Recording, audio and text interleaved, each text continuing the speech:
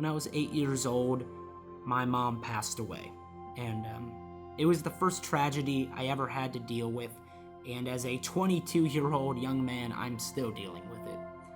The repercussions of loss at such a young age, the taking of purity, the taking of peace of mind.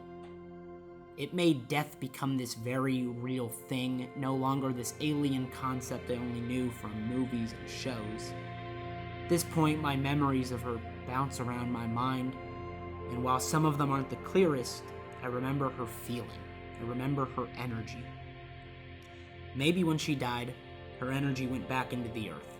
And maybe when I feel lost, maybe when I feel alone, if I look hard enough, I can feel it. I'll always love you in heaven and earth. You're the best mommy a boy could ask for. For her obituary, I wrote that, and through that dark void my little kid heart was lost in, I felt by bringing those words to life, maybe I could come out of that dark void the same way I was before. The next couple years made me realize, though, that there was no going back. Life had fundamentally changed. There was me before her death and me after. School counselors would sit me down and they'd promise me I can still love and that the impending end of life doesn't mean we shouldn't celebrate it as it is. They tried to help me live in the moment, and despite that, I'm still feeling some of the same hurt I felt 14 years ago. As I grew older, the hurt and repercussions sat with me, but I learned my own healthy ways to manage them. I distracted myself with creating stuff, and it made my soul feel healed, and it made me happy at the end of the day. Making videos with friends was my escape, replicating things that gave me escape, talking about things that let me escape. It was my therapy long after school counselors stopped talking to me about her death. Long after a lot of people stopped talking to me about her death. It felt like the world had moved on from her, but I was frozen in place, and maybe I still am. The more things change, the more they stay the same. As a kid, I'd get these awful shakes, and I'd get these terrible nightmares of the world ending. Not of my mom dying, but of the world dying. My world dying. My dad, my grandmother, my grandfather, my best friends, all gone. I carry that weight with me anytime I was around them. And so many of those moments with those people have that asterisk on them now. Again, I couldn't live in the moment. I mentioned earlier my life being divided in two for so long, before her death and after, but now I don't even know how my life has been divided up. The next major tragedy that struck was my grandfather. September 18th, 2022, the worst day of my life.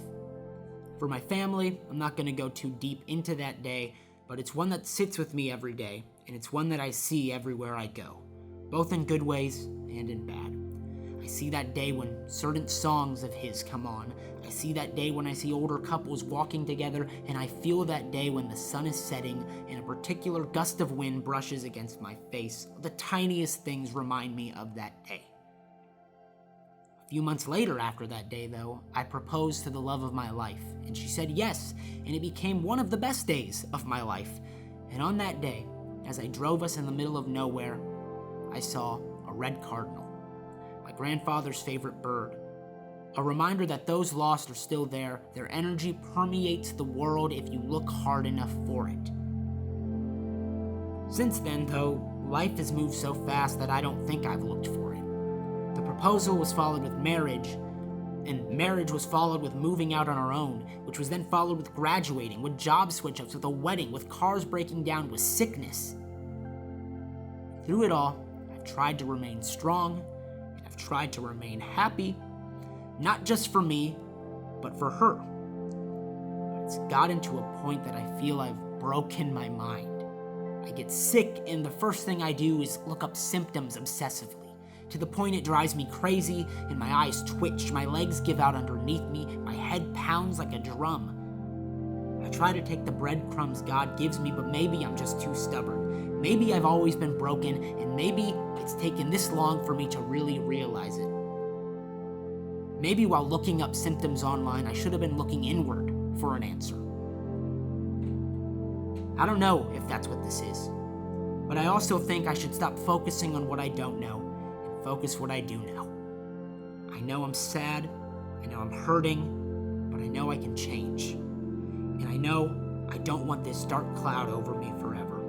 And I know I don't want to be controlled by my anxiety or by depression or by all of these negative things.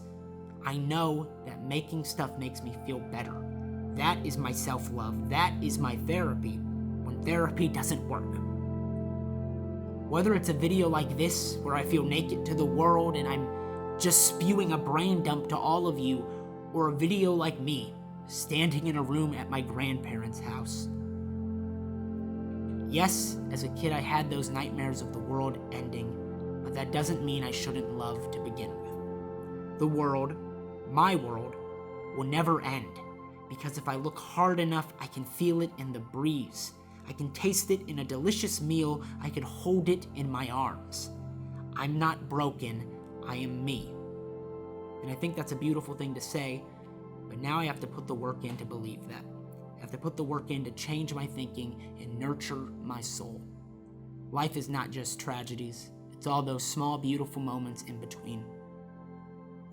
I'm going on my honeymoon with the love of my life soon, and I'll carry with me all the good and all the bad the world has ever put me through, because all of it is me.